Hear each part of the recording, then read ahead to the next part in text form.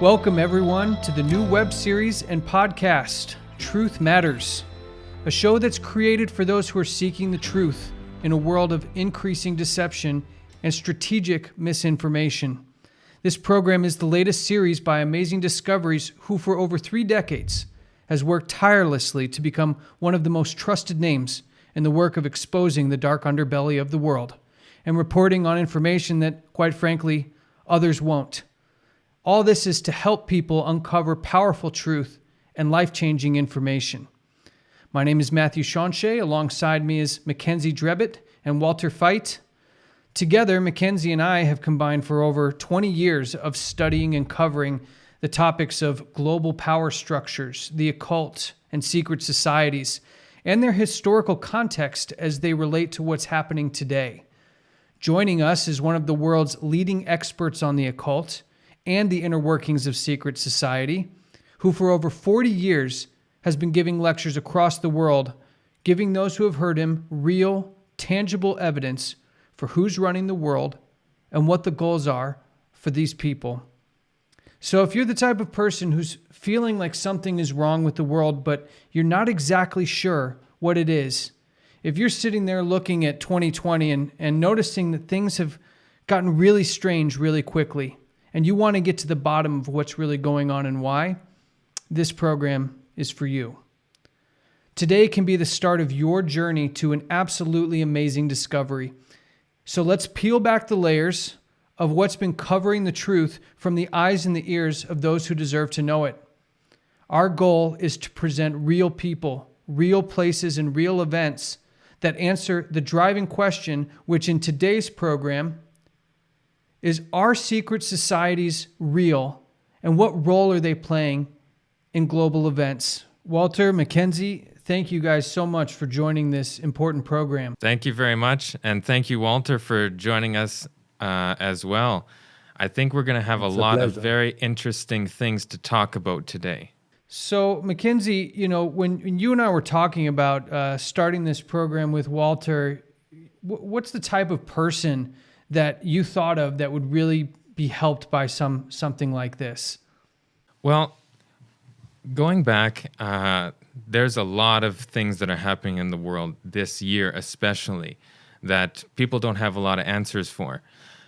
I know some people who there's only a few things that they think to themselves, either that they don't like certain politicians, that they like certain politicians, but they don't actually know what's really going on. And some of the things that they're seeing behind the scenes, or so-called, is QAnon, this secret organization. No one really knows what they're doing.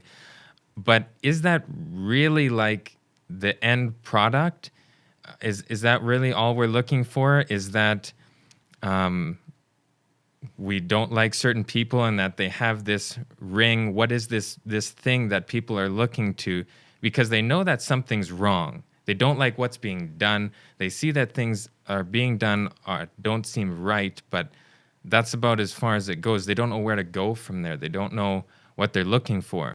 Yeah, and it seems like most people, when you ask them who's running the world and why, you'll get answers like it's the banking cartels, it's the large corporation and tech companies, it's governments. But Walter, if you were to try to help frame someone's mindset who may not fully understand what role these people have with these other organizations, these more secretive organizations, what kind of mindset would you help that person have to understand the type of conversation we're going to have here? Well, that which you hear in the world, that which is portrayed by the media, that which sets the mindset for people to say it's the banking cartels, or it's a secret society behind a secret society, or it's the Zionists. Whatever it is that you're seeing and that is impressing you is probably not what's running the show. Because if you really want to be secret, then you have to set up front organizations. And front organizations bear the brunt of whatever feelings people have or emotions or whatever thoughts they have. And the front organization acts like a lightning rod. They take the strike when the real movers and shakers behind the scenes get away scot-free. So basically what we need to do is separate those fronts from the actual organization or society and what their real thoughts or and ideologies are behind that. Absolutely. And I think it's important that our viewers and listeners understand that we're taking you on a very specific journey. We want to show you exactly who is sitting at the top of this hierarchy. And we're going to do so by giving you as much information and context as we can to get you to understand what we're seeing in today's society. What are the different mechanisms and triggers that are currently being pulled and are going to be pulled here very soon on a national and global level? But to do that, I kind of wanted to get your guys' perspective on what role does understanding history play in deciphering what's happening today. For some people, they say history is in the past. It doesn't matter. Why would I need to know anything about history? Can you guys shed some light on the importance of understanding history to understanding what's happening today? Well, what is history all about? History is a record of events that have taken place in the past to shape events in the future. And history builds upon history. It is not true that people do not learn from history. People do gain experience. And if you have a sinister objective, then history will teach you how best to conceal yourself. And if we look at wars and we look at the results of wars and we see the reshaping of society, there is no doubt that a very fragmented world of the past has moved closer and closer towards a global agenda. And issues are being presented to the world which make a global agenda imperative. So who's moving behind the scenes in order to coordinate such a vast undertaking? And that's why a study of history and the way in which things proceeded from individual countries to empires to global empires is something that needs to be studied. So in history, do we see, Walter, if you could give your input on this, because you referenced these global organizations or global agendas. So we're seeing a lot more now about, the whole world, we need to unite, we need to be universal, we need to do this one world getting together as one. But where do we see that kind of coming in from history? It's always been a goal to have dominance. No matter which empire rose in the past, the goal was global dominance. It never succeeded. And therefore it was more and more necessary to work behind the scenes to make sure that it will succeed. If people work at cross purposes, there can be no unity.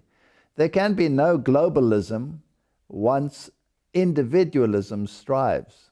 So by hook or by crook, individualism must be reduced and globalism must be increased. And for that you need a propaganda machine, and it has to be a universal propaganda machine. Yeah, because right now, I mean, so if we have this one world, you referenced ancient kingdoms and powers and civilizations that were trying to dominate universally.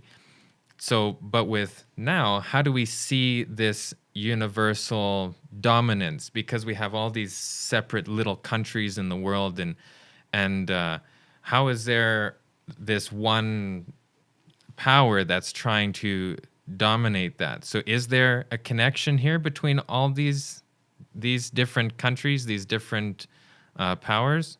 Well, if you look at the world today, you might have all these countries which seem to be separate from each other, but all of them are connected by one media, There's only one media system. There's only one major news organization in the world from which all news is disseminated to the entire world.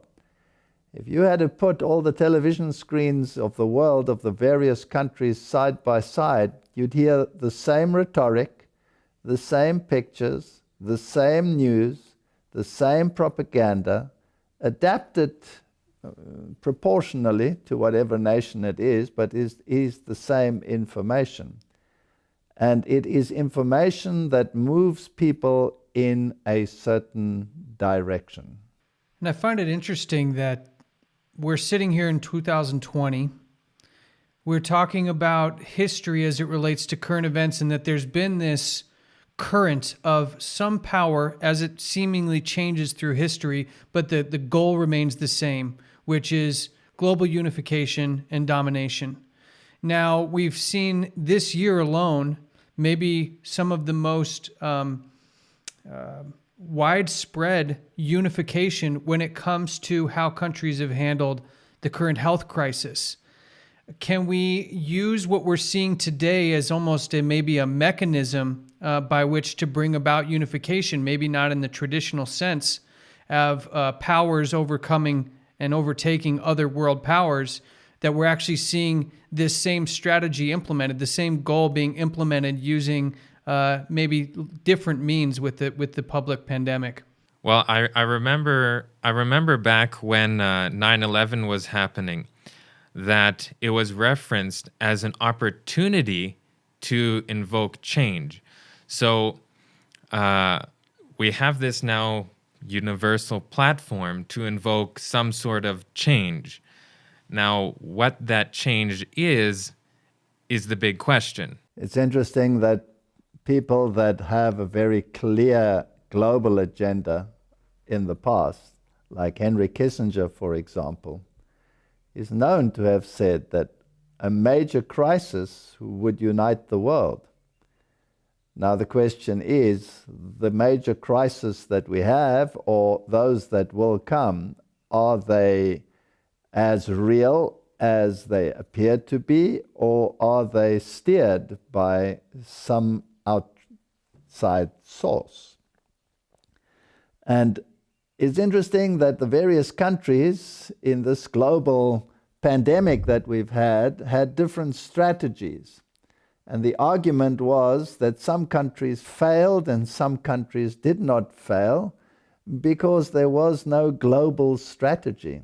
It's a very strange argument, because who can guarantee that a global strategy will be the correct one and not the individual one?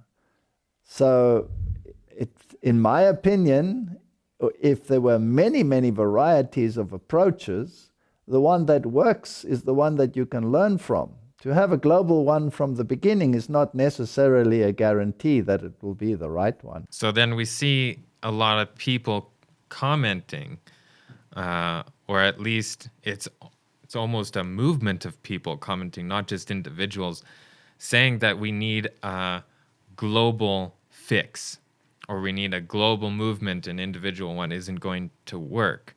So who then is the one initiating these thoughts, these comments? Because that doesn't come from people. People are at least right now, still very nationalist. I'm, very American or very Canadian or very whatever country you want to put there. So how are we getting this shift? Well, let me say that it's very multifaceted. There isn't one solution for a particular crisis. They seem to have connected them to many, many issues. It's not just a health crisis. It's a climate crisis. It's not just a climate crisis. It is an ideological crisis. You have the secular world. You have the economic world. You have the religious world. You have the atheistic world, you have the humanist world, and everybody is clamoring for a portion of the pie. How do you arrange that pie so that everybody is satisfied, but the mechanism is moving in a particular direction? That takes a strategy that is almost over and beyond any form of individual strategy. We're seeing this push by a lot of very influential people, and they're all having the same message. So obviously they're having the same thoughts and they're connected in some way ideologically on these things in whatever facet it may be, because like you said, it's more than one issue. But somehow, from the majority anyways, they're all talking about the same things and it's the same solution. So they must be connected ideologically somehow. You just have to look at the television screens and look at the faces that regularly appear. Those people must be somehow intertwined in the process. Then you have to ask yourself the question, do these people act independently as you look at them, or do they on occasion meet in secret conclaves? Are there movements in the world where the elite amongst government, the elite amongst religion, the elite amongst the sporting world, the elite amongst the economic and the banking world, all come together in one forum to discuss issues? And anybody who has even the slightest knowledge of these things will know that certain names come to mind then. For example, the Bilderbergers, a very secret meeting of all these high-flying individuals. But the question is, who coordinates the Bilderbergers? There must be a coordinating committee. It's not that these people radiate towards each other all by themselves. So the question again is, who runs the Bilderbergers? And who runs those that run the Bilderbergers, etc.? So you have to go down this rabbit hole to find the very source of all of these things. And that is, I think, what you guys are trying to achieve with this program. And I think it's important that we see these ideological connections move outside of the organizations that these people are a part of. So you'll see that past presidents or former heads of state or heads of banking, the World Bank, International Monetary Fund, the Council on Foreign Relations, the Trilateral Commission. A lot of these are trigger names for people who have done some light research on these things. But where we really see the ideological alignments come in seems to be when we cross this threshold into their outside of their public life or public positions. And we start to find some very interesting relationships happening behind the scenes. And so I kind of want to take us back in history a little bit and show that this is not a new event. This is not a new byproduct of modern society. And I'd like to use an event that most people are familiar with, but probably know very little about the real history of. And that's Friday the 13th. And this is a day known by most people as something that's very spooky or has some strange, negative, dark connotations to it. But I think if we look at the origin story of Friday the 13th, we can see some of these societies, one very prominent society at the time, having a very public historic event that is allows for conjecture or speculation to be put aside, because we actually see that history has played out. Can Walter, can you give us a little background on the real story behind Friday the 13th? Well, there was a man who was called Desmoulins, and this particular individual came into conflict with the French government. And they belonged to a secret society which was called the Knights Templars. And these people had amassed huge fortunes and tremendous power by starting basically what is today the modern banking system, with its interest and all of these issues designed to create wealth. And once this organization had succeeded in gaining power over the wealth of not only the nobility, but basically over the entire populace, including governments and kings and rulers, then it came to the point where this organization was demonized, rightly or wrongly, by the French government, and Desmoulins was sentenced to death. And this date on which these events took place became a very prominent feature in secret societies.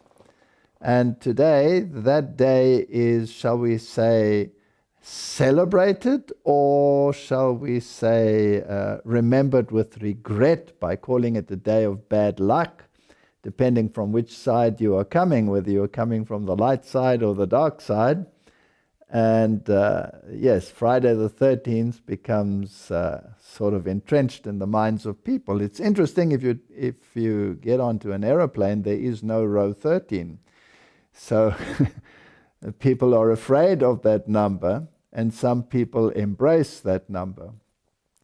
Well, it is a fact of history that these organizations didn't just disappear overnight, but morphed and were represented by other organizations and incorporated and expanded. And all that happened was that something that was a little bit more visible became a little bit more invisible. Okay, so we see a connection here to a secret society with this very prominent date that everybody at least has heard of or knows as bad luck, not necessarily knowing the history. But like you said, what was the specific event that happened on Friday the 13th? It was the execution of Desmoulins. Now, if you go into a secret society like Freemasonry, for instance, they have a youth brigade which is called the Desmoulins. Now, why would they use that name so prominently? And why would such high-ranking politicians actually be involved in something like this?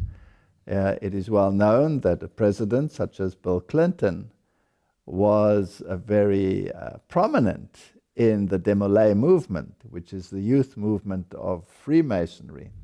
So if these people were had such negative connotations, then why do societies today still employ that name and run their youth brigades under that banner?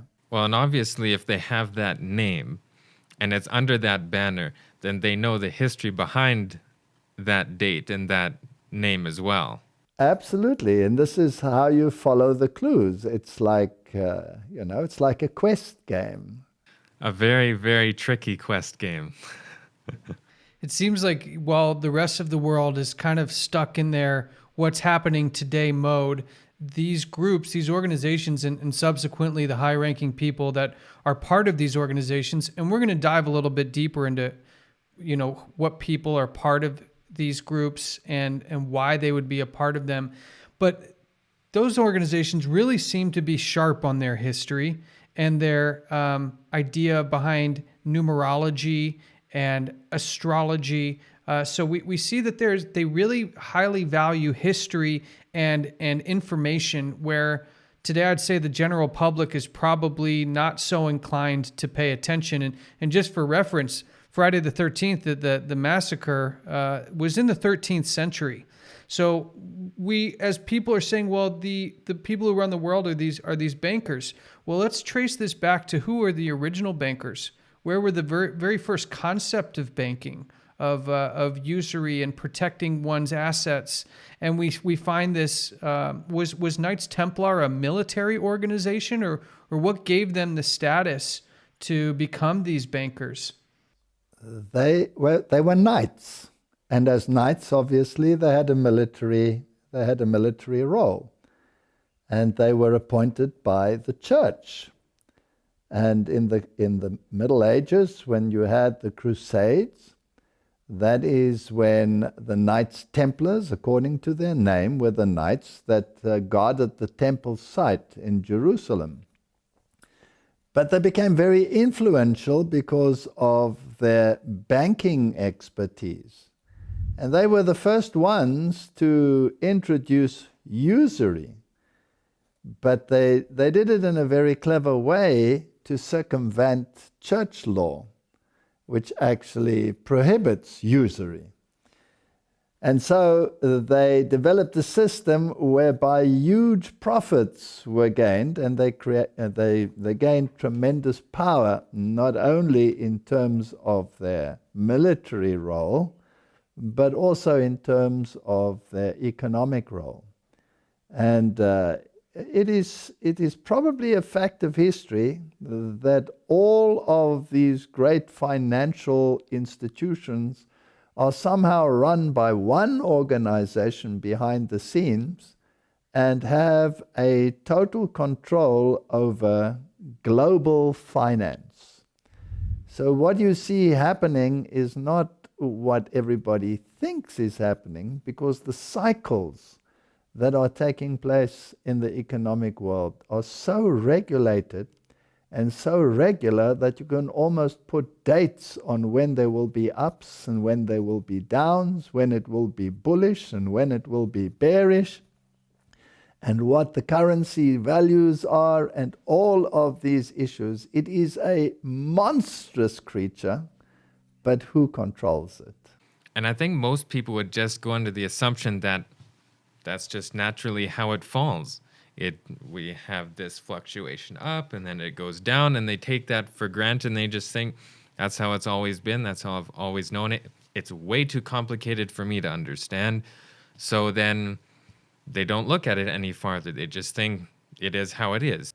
We have to ask ourselves a question. If this is all the figment of somebody's information, then why have such high-ranking politicians, such as presidents of the United States and other countries, so often referred to them? Why did Abraham Lincoln already warn against these organizations that were undermining the powers that be?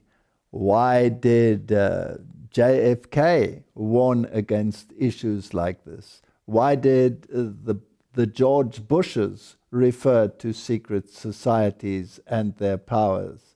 Why did religious institutions warn against them? If they are irrelevant, why all these warnings? And why did some presidents even refer to a sinister power behind the power, where it would be dangerous to even in a whisper refer to them? There must be something behind it. Where there is smoke, there is a fire. Let's take the chance to actually listen to a speech from JFK in 1961, where he refers to exactly what Walter is talking about here. Ladies and gentlemen, the very word secrecy is repugnant in a free and open society, and we are, as a people, inherently and historically opposed to secret societies, to secret oaths, and to secret proceedings. We decided long ago that the dangers of excessive and unwarranted concealment of pertinent facts far outweighed the dangers which are cited to justify it. And there is very grave danger that an announced need for increased security will be seized upon by those anxious to expand its meaning to the very limits of official censorship and concealment, to stifle dissent, to cover up our mistakes, or to withhold from the press and the public the facts they deserve to know. For we are opposed around the world by a monolithic and ruthless conspiracy that relies primarily on covert means for expanding its sphere of influence, on infiltration instead of invasion, on subversion instead of elections, on intimidation instead of free choice, on guerrillas by night instead of armies by day. It is a system which has conscripted vast human and material resources into the building of a tightly knit, highly efficient machine that combines military, diplomatic, intelligence, economic, scientific, and political operations. Its preparations are concealed, not published. Its mistakes are buried, not headlined. Its dissenters are silenced, not praised. No expenditure is questioned, no rumor is printed, no secret is revealed.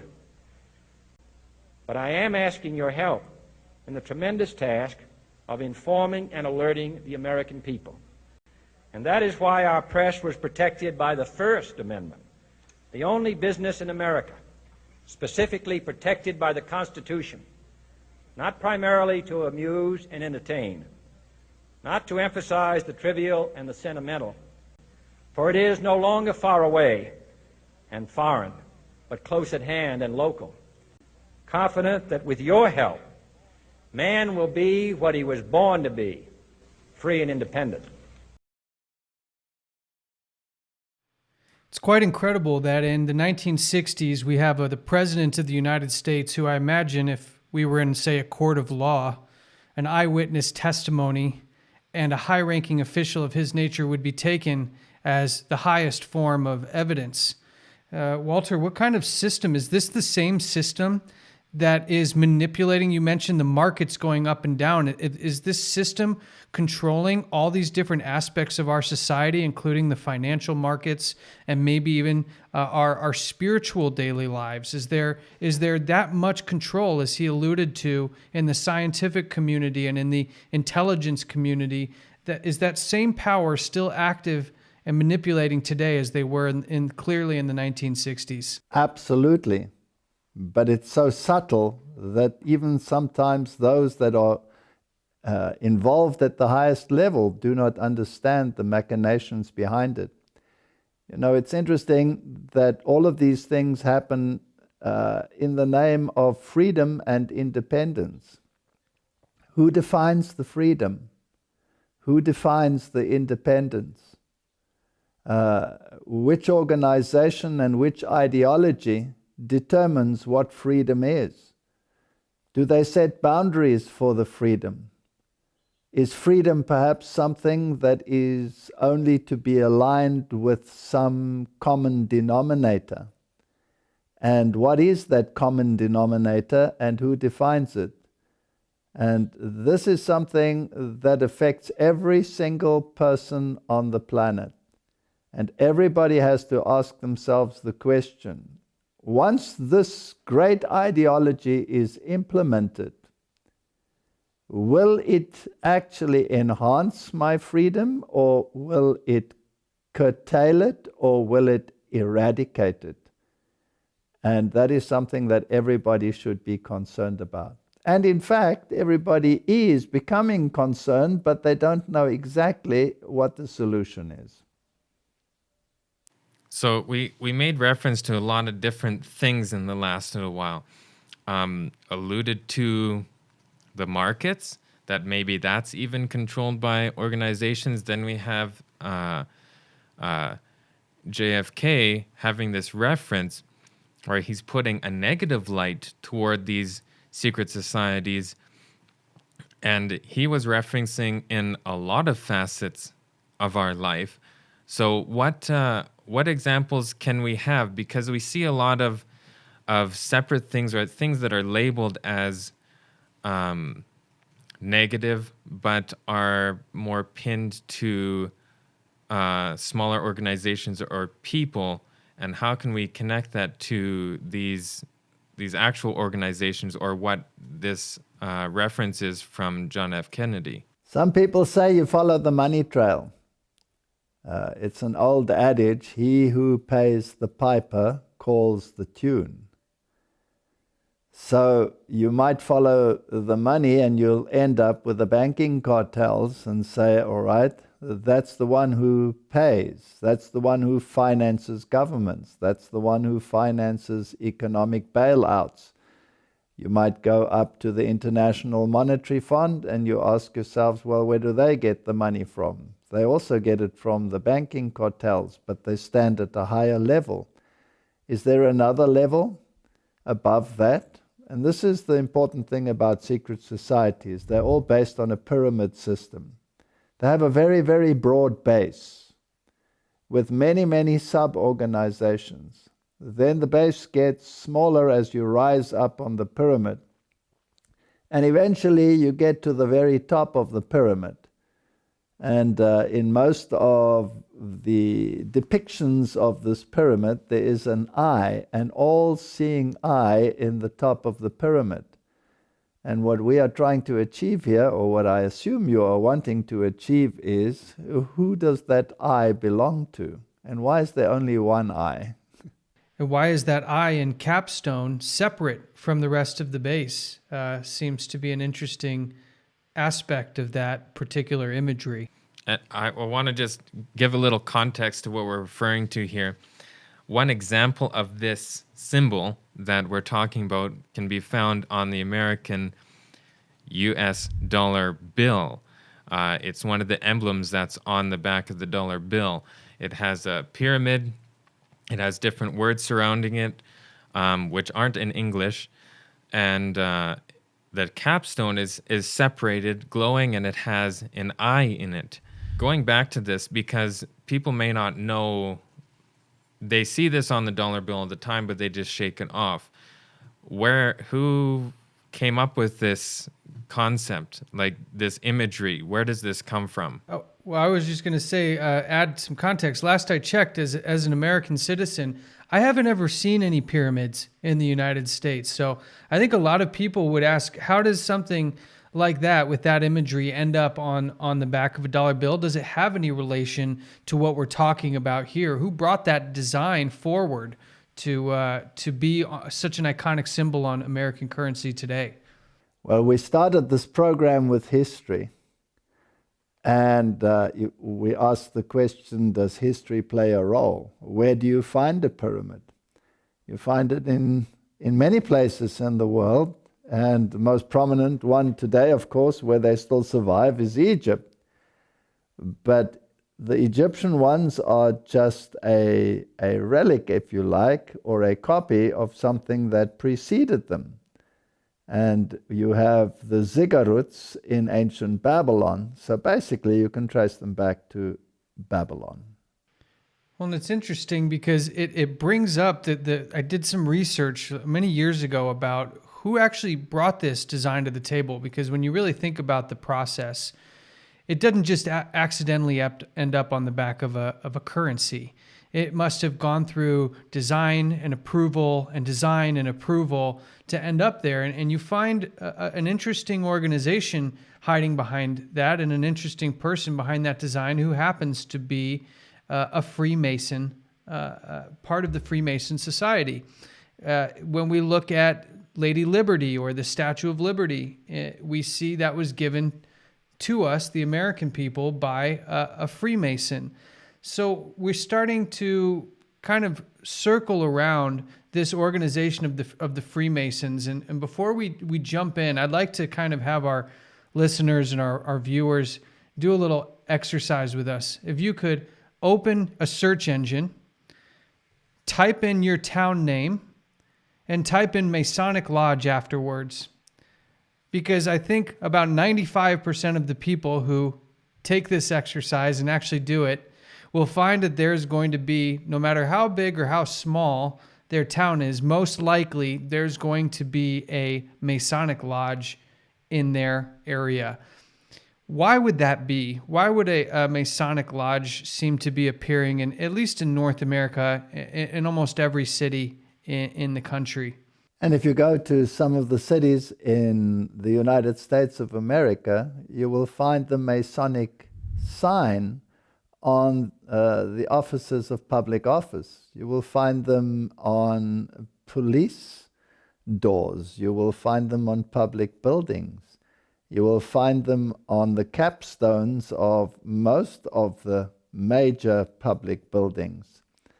And if you go back in history to George Washington, he laid the foundations of many of the buildings with the Masonic capstone.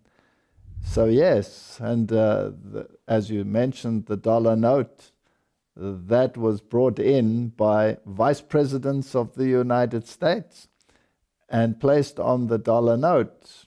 So these things have a long history, and you can trace them, as we said, all the way back to a philosophy which originated in ancient Babylon. When you look at some of the layout of a city like Washington, D.C. There's an interesting book called The Secret Architecture of Washington, D.C., and you'll find that whole cities have been designed to mimic Masonic emblems, Masonic symbolism, Masonic geometric structures.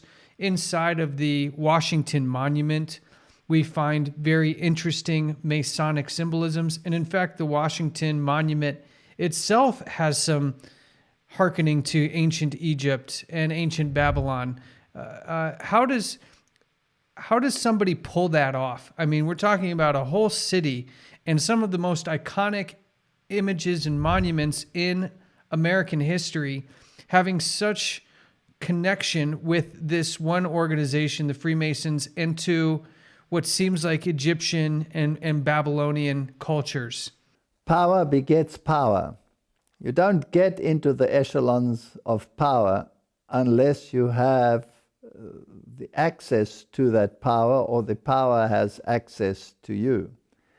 It seems to be all very free and democratic, but in actual fact, when you go down that rabbit hole, there is no free democratic system in the world. It is steered, and that becomes pretty obvious. You just have to look at a simple thing like bloodlines, for example, and you can do a search, as you said, on the search engines to see what the echelons of power in the United States, for example, entails. How are they related? And you will see that they all run according to certain bloodlines, which is way beyond chance. Well, and to that end, we're on the eve of maybe the most interesting presidential election in history. What many people don't know, though, is in a previous U.S. presidential election, we had two presidential candidates, John Kerry and George Bush, both of whom were part of the organization known as Skull and Bones at Yale.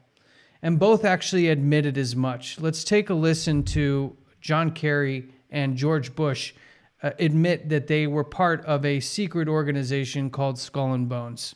You both were members of Skull and Bones, a secret society at Yale. What does that tell us? Not much, because it's a secret. Is there a secret handshake? Is there a secret code? I wish there were something secret I could manifest. 322, a secret number? There are all kinds of secrets, Tim, but one thing is not a secret. I disagree with this president's direction that he's taking the country. We can do a better job, and I intend to do it. And we'll be watching. Be safe on the campaign trail. John Kerry, thanks for joining us. And we'll be right back. You were both in Skull and Bones, the secret society. It's so secret we can't talk about it. What does that mean for America? The conspiracy theorists are going to go I'm wild. sure they are. I don't know. I haven't seen the red Number paper. 322? First of all, he's not the nominee. And, look, I look Are forward. you prepared to lose? No, I'm not going to lose. And when we take into context what we're seeing here, they were two presidential candidates running against each other, admitting that they were both from the same organization and that the nature of that organization was so secretive that they wouldn't even answer questions other than saying that it's a secret. And I think that really shapes with our viewers here that what we're talking about is not a figment of the imagination. We see JFK when he told us in his speech that it combines military, diplomatic, intelligence, economic, scientific, and political operations, that this is something that we need to dive into deeper. And it's also very interesting to see that we have apparently two opposing parties, but they're both part of the same organization, secret organization behind the scenes, which we'll take a closer look at in the next episode. Mackenzie, Walter, thanks for joining. We're going to go a little bit deeper next time. We'll see you guys soon.